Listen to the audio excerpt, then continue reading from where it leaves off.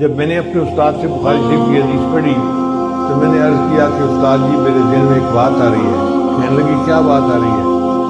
میں نے کہا کہ پنجابی میں کہتے ہیں کہیں نو کہیں دی تے بلی نو دہیں دی، کہ کسی کو کسی کی فکر ہوتی ہے اور بلی کو ہر وقت دہی کی سوچ ہوتی ہے جو اس کا غم گئی۔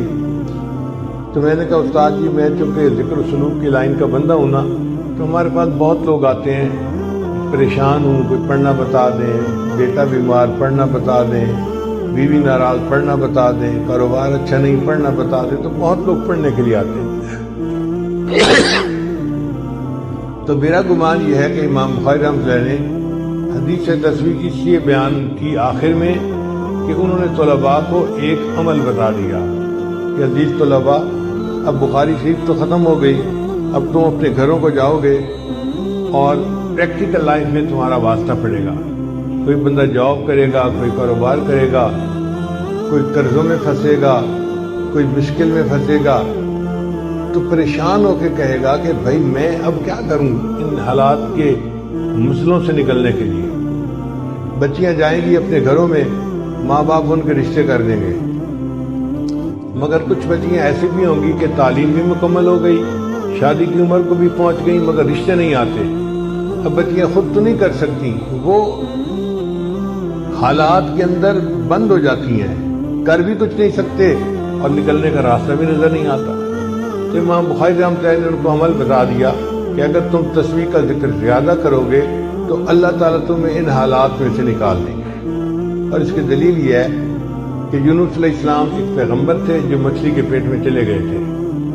اب مچھلی کے پیٹ میں ان کو سمجھ نہیں لگ رہی تھی کہ باہر نکلنے کی کیا ترکیب ہے، کوئی مخرج نہیں نظر آتا تھا۔ انہوں نے اللہ کی تسبیح بیان کی، لا الہ الا انت سبحانک انی کنت من الظالمین۔ اللہ نے مچھلی کو حکم دیا کہ تم میرے یونس کو کنارے کے اوپر واپس نکال دو، چنانچہ ان کو مچھلی کے پیٹ سے نجات مل گئی۔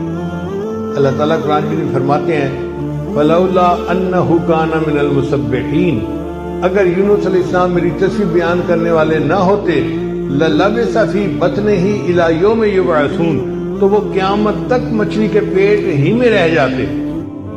مصیبت اتنی بڑی تھی کہ قیامت تک انہوں نے مچھلی کے پیٹ میں رہنا تھا، مگر تسبیح پڑھنے نے مچھلی کے پیٹ سے نجات عطا فرما دی۔ تو کئی مرتبہ لوگ قرض کی مچھلی کے پیٹ میں پھنس جاتے ہیں، نکلنے کا راستہ نظر نہیں آتا۔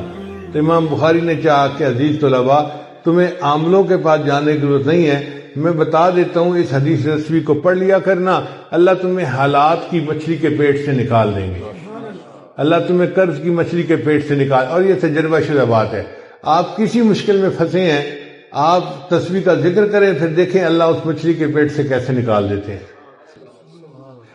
ایک اور بھی روایت ہے کہ حضرت عمر رضی اللہ عنہ کے پاس ایک مجرم کو لایا گیا اور انہوں نے جلاد کو کہا کہ اس کے 10 جوتے لگاؤ۔ اب جلاد نے جب پہلا اس کو جوتا لگایا نا تو وہ کہنے لگا سبحان اللہ، یعنی اس زمانے کے مجرم بھی ایسے تھے جو اول فال نہیں بکتے تھے، بلکہ ان کو اگر ضرب پڑتی تھی تو وہ سبحان اللہ کا ذکر کرتے تھے۔ تو جب اس نے سبحان اللہ کہا نا تو عمر رضی اللہ عنہ نے جلاد کو اشارہ کیا، دا ہو اس کو چھوڑ دو، ایک ہی کافی ہے۔ ابی بن کعب رضی اللہ عنہ ایک مفتی قسم کے صحابی تھے، وہ پاس بیٹھے ہوئے تھے، فضاحی کا وہ مسکرا پڑے۔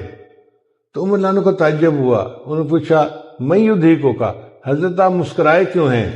ان کا والذی نفسی بیدہ، قسم ہے اس ذات کی جس کے قبضے میں میری جان ہے، سبحان اللہ کے ذکر نے اس بندے کی سزا میں کمی کروا دی۔ 10 کا آپ نے حکم دیا تھا، 1 پہ معاف کر دیا، اس کا مطلب یہ کہ سبحان اللہ کے ذکر نے عذاب کو کم کر دیا۔ تو یہ سبحان اللہ کا ذکر ہماری زندگی کی مشکلات کو کم کر سکتا ہے، عذاب کو کم کر سکتا ہے اور ہمیں ان پریشانیوں سے نجات دے سکتا ہے۔ اس لیے امام بخاری نے یہ حدیث آخر پہ بیان فرمائی۔ تو ہمارے استاد نے اس جواب کو بہت پسند فرمایا۔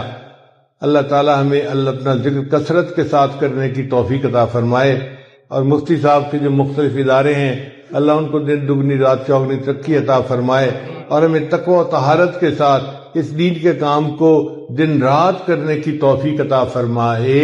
وآخر دعوانا ان الحمد للہ رب العالمین۔